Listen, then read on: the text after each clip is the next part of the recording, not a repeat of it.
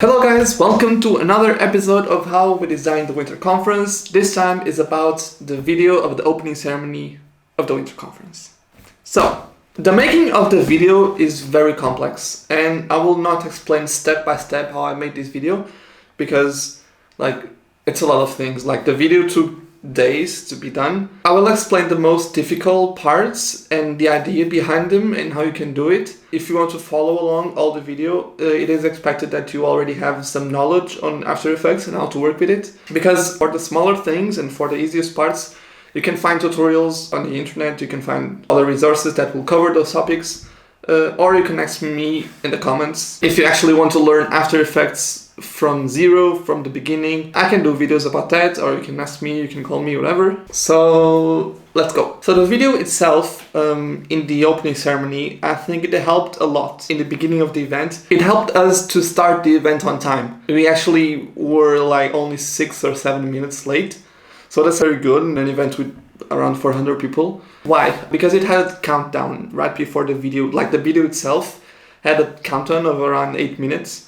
So that it made people see that there was a countdown, that the event was actually about to start, and it made them rush a little bit more to their seats in the auditorium, because this was the challenge. While the countdown was playing, we were actually rushing people inside the auditorium. Come, because some people were outside just talking, and we had to push them inside to see the video that was about to begin and the event that was about to begin. So that was an anchor for us to start the panels and the opening ceremony itself on time. So how do I make a video like this? When I have this task, how do I start? How do I start a video like this?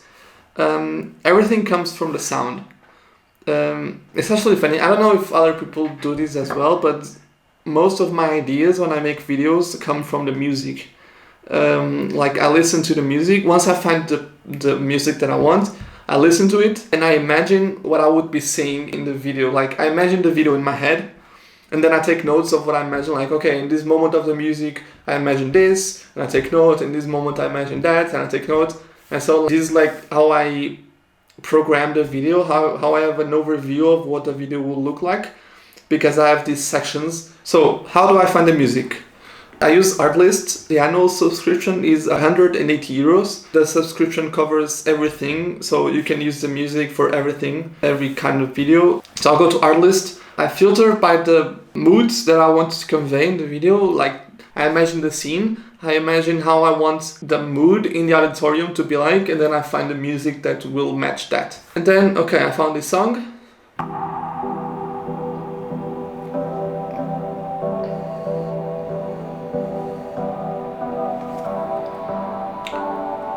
And here I started understanding, it feels like something is about to happen. This sound, this music, conveys me the idea of something that is about to start. It's a bit mysterious and a bit ethereal maybe. It has a cinematic vibe, so I wanted that. And then clearly this song, if we move forward, this song has two main moments. Okay, it builds up.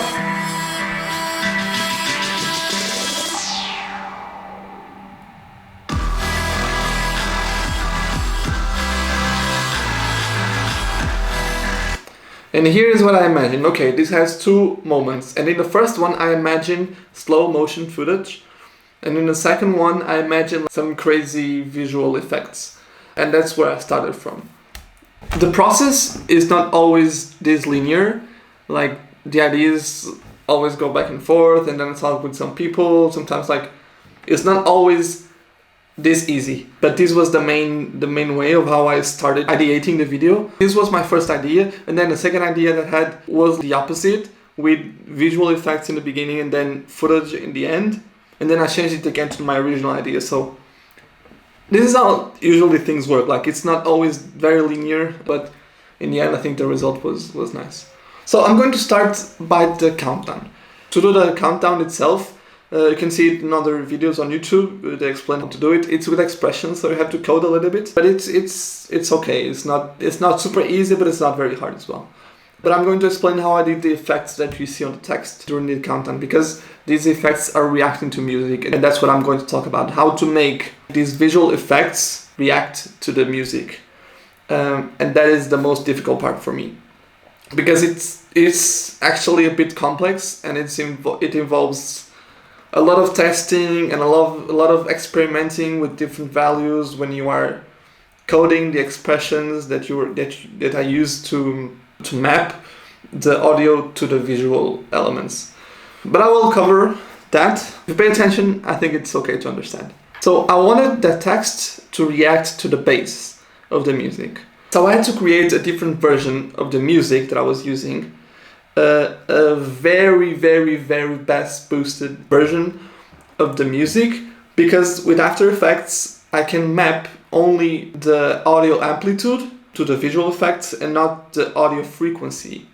So what I had to do is I had to make a version of the song where the main amplitude of the song comes from that frequency that I want, which is the bass. So I went to Audition and I almost completely removed the high notes of the song so that the amplitude, or the main recognizable amplitude of the music, is that frequency that I want only. I created a version of the music where the bass is the loudest frequency.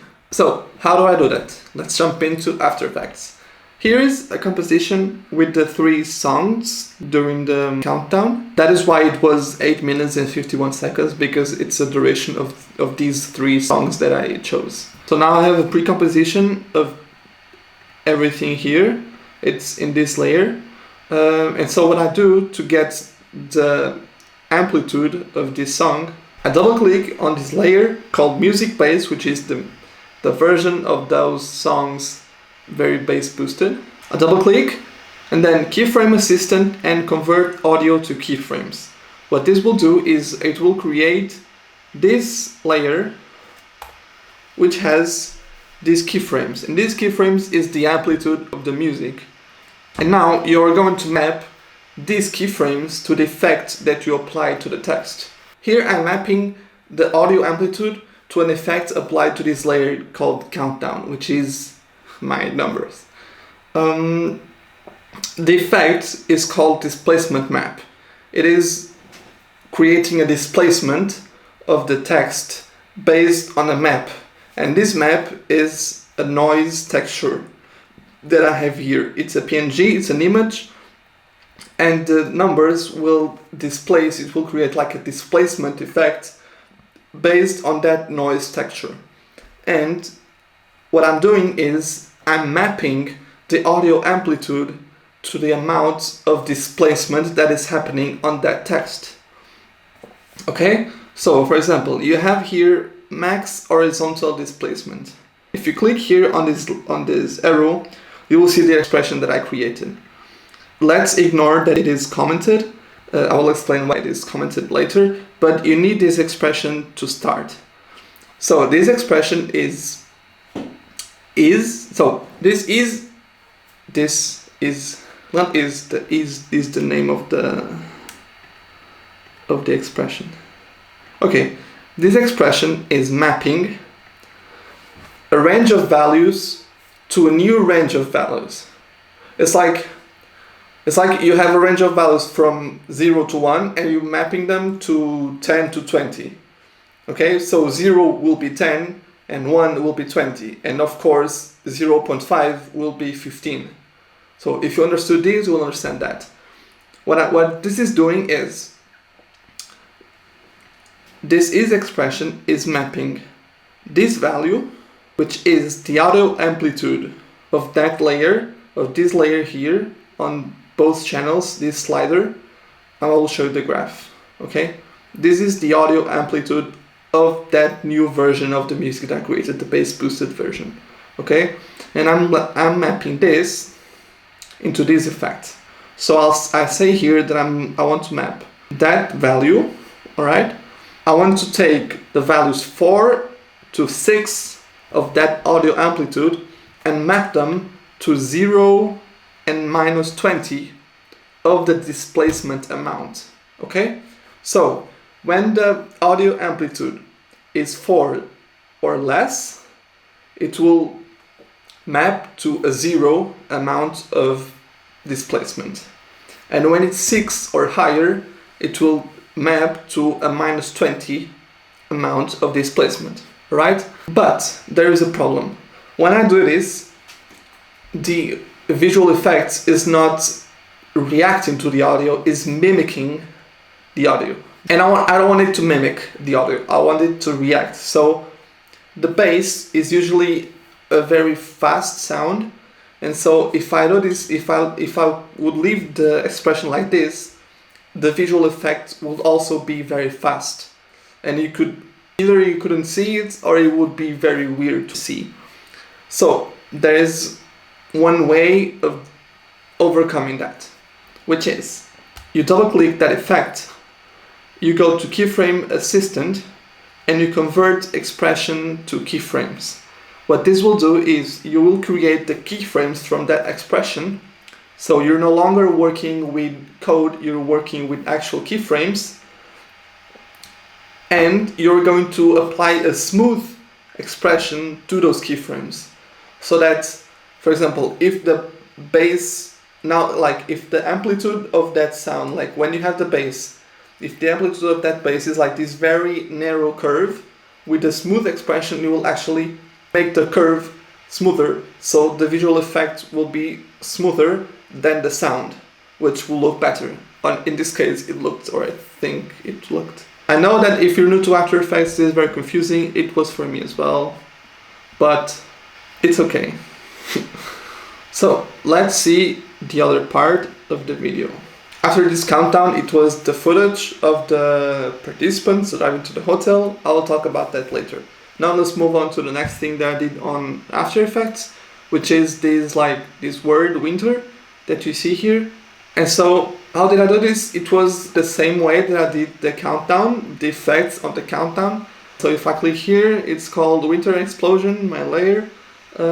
I do it the same way. If I open here the effects, I have some conditions here, but you can see that I apply this ease expression as well, that is mapping the audio amplitude of that composition into these values. This is where you need a lot of testing and a lot of experimenting with different values. Okay, what happens if I'm at 25 to 0? What if it is 30 to 5 or 20 to -5?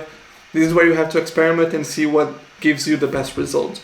So this was the same idea. I'm not going to go further into this. It's the same. And then you have these words that are the conference theme, which is change beyond limits. And now, how did I animate these words? I animated these words in 3 ways: in their position, scale, and opacity. How did I do that? I did that with the wiggle expression. The wiggle expression allows you to define a frequency and an amplitude to wiggle a value. For example, if you wiggle the position, it will actually wiggle that. If you wiggle the scale, it will be bigger and smaller, like wiggling. So I think you understand the idea. And so how do I define, how do I make it wiggle faster and slower and more or less? How do I get these values, the frequency and the amplitude? It's in the same way as before, as I explained. But this time I'm not mapping directly from the audio amplitude. Now I'm mapping these values from the displacement amount that was applied in that winter explosion that I called the word winter. That is also happening in the background. And it happens the same with the scale and with the opacity. And here once again you will have to see different values, to see different combinations of values, to see which one gets you the best results in the appearance of the video. I did that to every word. Some words are in lowercase, some words are in uppercase. I did that on purpose to just give even more variation to the scene. And then this particle field, let's say, how do you do this? You create this particle field with the particle world preset that you have on After Effects. You can find other tutorials on that, explaining how you can create one. Okay, I'm not to explain that here. How did I animate the particle field itself? It's only with the radius of the particle field and then the rotation of this shield. And then I created a camera. Okay, how do you create this camera? I explained in the other video. You can come here to layer, a new camera, okay? And then by creating this camera, you'll actually have this 3D space now where you can animate a camera to go inside your particle field and do the same effect as I did here. I just animated the position and the rotation of the camera so I can make it go wherever I want to go. Okay, and this is it. These were the most difficult parts of the video. These ones would be easy if you already know how to use After Effects.